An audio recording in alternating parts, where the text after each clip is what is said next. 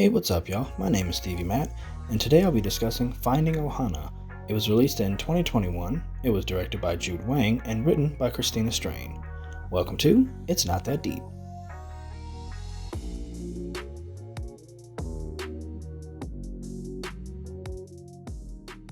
I have such a weak spot for adventure movies, and I could tell from the trailer alone that this one was going to be paying direct homage to The Goonies, which is one of my favorite adventure movies ever. And sure enough, it was exactly that, and so much more. Full disclaimer, I am not Native Hawaiian at all. I have no direct ties to the island whatsoever. So I won't speak to that aspect of the movie. I do have some friends who live on the island, who live on Oahu itself, who have said that it had its issues, but overall it wasn't too bad. So I implore you to seek out those voices, for that perspective, and I'll keep my ear to the ground as well. Now that being said, I had a blast with it, and I pretty much cried throughout the whole thing. I know, no surprise there, right? The whole being disconnected from your family thing really struck a chord for me. Let me just put it that way. This movie also did the thing I love and really just need more and more of in cinema. I talked about it a bit in my Eve's Bayou video about the casual presence of cultural magic in movies. I came across a thread on Twitter several years ago that talked about cinematic realism versus emotional realism, and it stuck with me ever since. Neon Yang wrote, or twote, that it doesn't matter how much about the real world you get wrong or throw away, as long as you get the emotions right. The emotional truth is the core of the story, the part that dictates how everything else goes down. Emotional verisimilitude is greater than real-world accuracy. I want to tell stories about families and complex relationships and characters that make sense in their context. Now I had to look up the word verisimilitude, I ain't gonna lie to you, and it's defined as the appearance of being true or real. Now I could go on a rant about the way some types of movie watchers nitpick every little detail of a movie by measuring it against the sense of scientific realism. Would that happen in real life? Is it realistic?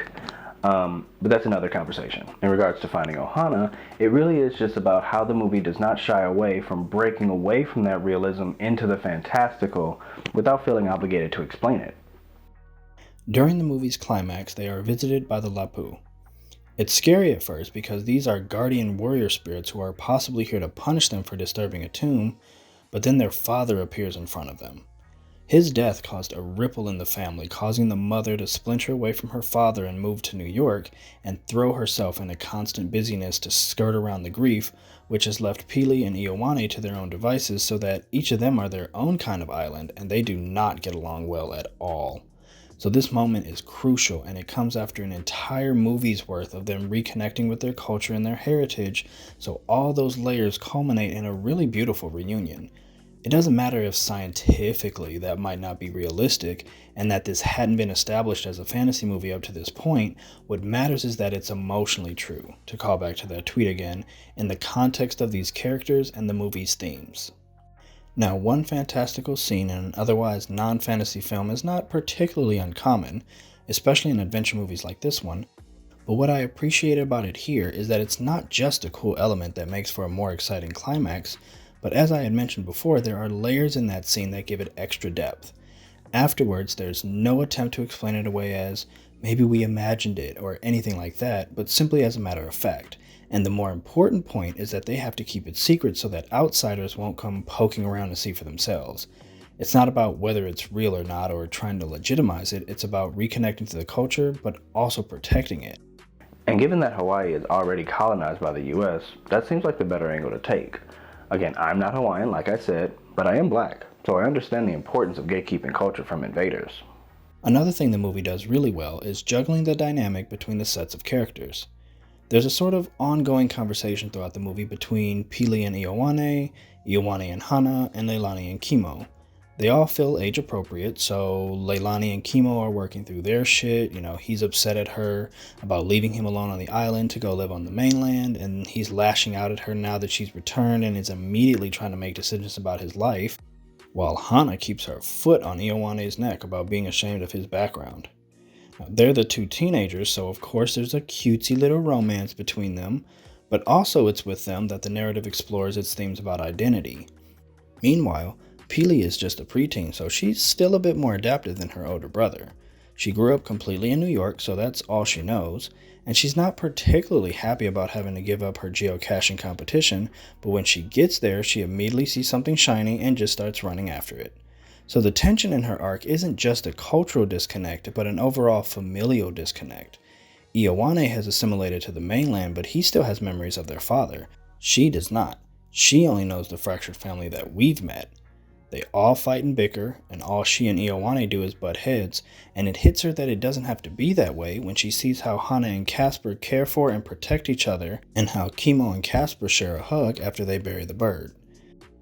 She's not as resistant to her grandfather's lessons, she's just been on the outside of it her entire life. And these conversations progress organically over the course of the movie. Leilani and Kimo share a particularly poignant moment where they finally reconcile, and it's a very tender and vulnerable moment, and ooh, I just cried and cried through that scene. A part of me feels like the writing might have actually been a little bit too on the nose, but honestly, I was crying too hard to care. And that was really my feeling overall about the movie. The script could have been tightened up in quite a few places, but whatever it was, maybe it was just hitting the nerve, I don't know. But it all really resonated with me a lot. And I mean, hey, overall, it really is for a younger audience anyway, right? I'm never too keen on nitpicking technique and craft when that's the target audience. I'll point out things that worked well and things that push, like a questionable or just an outright harmful narrative, absolutely. But when it's just a matter of craft, was it fun? Was it cute? Was it entertaining? Yes, yes, and yes. And that's all I'm really looking for when it comes to movies like this. So when I first watched the trailer, I was a little annoyed that there was a white kid in the cast because I felt like, damn, they always gotta throw one in there, huh? But now I see he seemed to be there specifically as the token white kid, as opposed to the token Asian you get in the adventure movies this one was paying homage to, particularly The Goonies and Raiders of the Lost Ark. And fun fact about those movies, the token Asian characters in both of those movies, Data in The Goonies and Short Round in Raiders, were both played by Kehui Kwan, sometimes credited as Jonathan K. Kwan, and that actor actually makes a special appearance right here in Finding Ohana. He plays Kimo's friend George, and as I was looking up some stuff about the movie, I came across this article where the director, Jude Wang, explains that his casting was totally serendipitous. Apparently, she was just in a bar chatting about the Goonies, as one does, and not only did he happen to be there, but he also happened to overhear her. So he goes over and he introduces himself, and after being starstruck, of course, she finagles him into the movie even though he'd retired from acting like 20 years ago. I love behind the scenes stories like that. I can only imagine how magical it must have been the first day he walked on the set. That must have really been something. In that same article, she explained that Netflix gave her the freedom to cast actual Hawaiians for the film. I know, shocker. Who does that? Even if it meant plucking unknowns, and they did just that. Kea Peahu and Alex Iono, who play Pili and Ioane, were both just plucked right off of Instagram and YouTube. And that's how it should be done. For there to be knowns, you have to give the unknowns a shot first. That way when the big budget stuff comes along, you already have some familiar faces, and you give Emma Stone and Scarlett Johansson a break. More of that, please. And then lastly, some highlights, just some smaller things that caught my attention for one reason or another. Geocaching? Looked it up. Totally a real thing, obviously, and it sounds really cool, actually. It's like modern day treasure hunting that utilizes a GPS, and it's like a legit thing that people do. It's really cool. Not quite my thing. I got my fill of that during the Pokemon Go summer, but I love the concept. My adventures are a lot simpler, though. I'm fine with just walking around and seeing where I end up. And even though I live in a big city, you'd be surprised where I end up. Like this waterfall in the middle of Pasadena. The drunk history gag. They're already funny as hell if you've ever seen an episode, but even within the context of the story, they work very well because these aren't legit flashbacks, right? They're speculation on the part of whoever's speaking, right? So this adds a playful twist to the unreliability. So that was just super fucking clever as a storytelling device. Most of this is in Spanish. You know Spanish? Yeah. I got tired of explaining to people back home I wasn't Puerto Rican, so I just learned it. When I tell you I damn near screamed. Back when I had my hair, I was often mistaken for Latino or Arab. when I first moved out here to Cali, and it never really bothered me at all, but I did start learning Spanish just so I could stop disappointing all the abuelas that would come up to me and start rattling off in Spanish. Okay, maybe not just for that reason. I also just adore the language. It's gorgeous. But oof, the first time I got, "Your parents never taught you? That shit hurted? My bad, ma'am." Like, I know what she was getting at, but that's none of my business. But still, there were maybe like 2 or 3 Spanish speakers around me when I was growing up, so I'm sorry I'm so uncultured.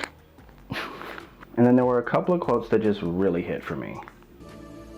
We honor the dead by talking stories and keeping their vailua alive, their spirit, with aloha. Listen, this one should be obvious, right? I'm a writer. Of course this one hits, right? But capitalism doesn't really value writing, storytelling, all of that, etc., outside of whatever coin it can extract out of it. And that really just takes all the humanity out of it. So when elders talk about the spiritual importance of stories, I'm reminded that they matter outside of just being a commodity, and I feel so affirmed. So thanks, Papa. Who comes all the way to Hawaii just to see where they filmed Lost? People are so weird. I mean, this place is pretty enough to visit on its own. Hello. And that's just that on that. And that's all I got for you today. You know, this was a fun, cute movie about reconnecting with your heritage, and I am so glad that they made an effort to cast it properly. It had some really beautiful moments and was also legitimately funny.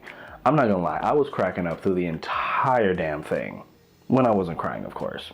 The full roller coaster. Had a great time. Thank you so much for watching. Hope you enjoyed the video. If you did, hit that like button to show some love. Feel free to leave a comment down below. And while you're at it, go ahead and hit that subscribe button so you never miss another one.